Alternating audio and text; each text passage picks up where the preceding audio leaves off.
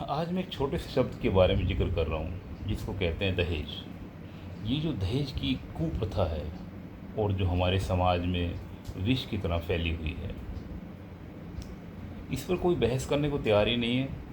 हमारे समाज का पढ़ा लिखा लोग हो, सभ्य समाज हो, संपन्न लोग हो, किसी भी पायदान पे खड़ा हुआ समाज है, लेकिन वो दहेज को लेकर खुल के बात करने को तैयार नहीं है। भाषणबाजी में सब कहेंगे कि हमें दहेज का विरोध करना चाहिए, लेकिन जब बात हकीकत पे आती है, अपने पर आती है, तो हर व्यक्ति बंद कमरे में बैठकर एक सौदा तय करता है कि मुझे अपने लड़के के लिए जो पत्नी चाहिए, मुझे अपने घर के लिए जो बहू चाहिए, वो बहू तो चाहिए ही, लेकिन उसके साथ हमें वो हमारे लड़के की कितनी कीमत देगा वो परिवार, वो तय होता है। सामान की बड़ी बड़ी लिस्ट जाती है, TV, fridge, double bed, AC, ना जाने कितनी बड़ी लिस्ट एक पहुंचा दी जाती है कि ये सब सामान होना चाहिए, इतना कैश होना चाहिए, रिश्तेदारों के इतने कपड़े होने चाहिए।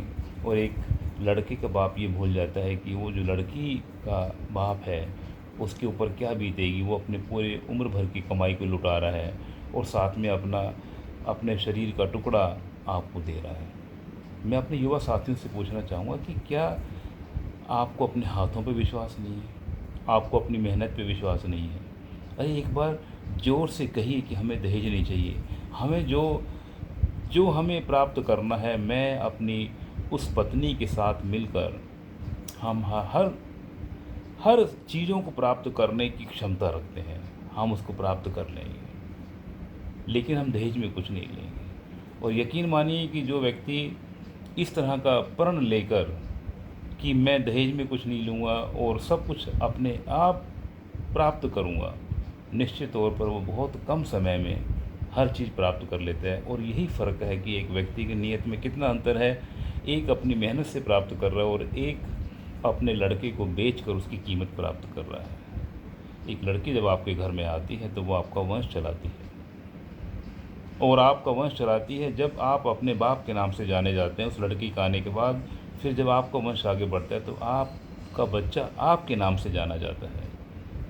आप समझने की कोशिश करिए कि उस पत्नी ने, उस बहू ने आपके पूरे परिवार की पद्धति तो आगे बढ़ाने में कितना बड़ा योगदान किया है। दहेज को ठुकराइए। लड़की को शादी के बाद एक बहू की तरह अपने घर में लेकर आइए, मान सम्मान दीजिए उसको, और कोशिश करिए कि उनको ये शिक्षा दीजिए कि ना हम दहेज लेंगे और ना हम दहेज देंगे।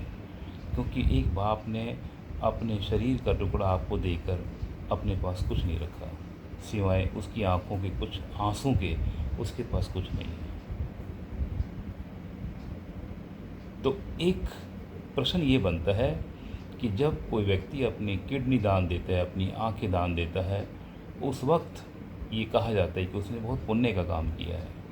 आप सोचिए कि जो व्यक्ति अपने जिगर का टुकड़ा आपको दे रहा है, उसने कितना बड़ा महान काम किया होगा। सोचिए, दहेज का विरोध कीजिए।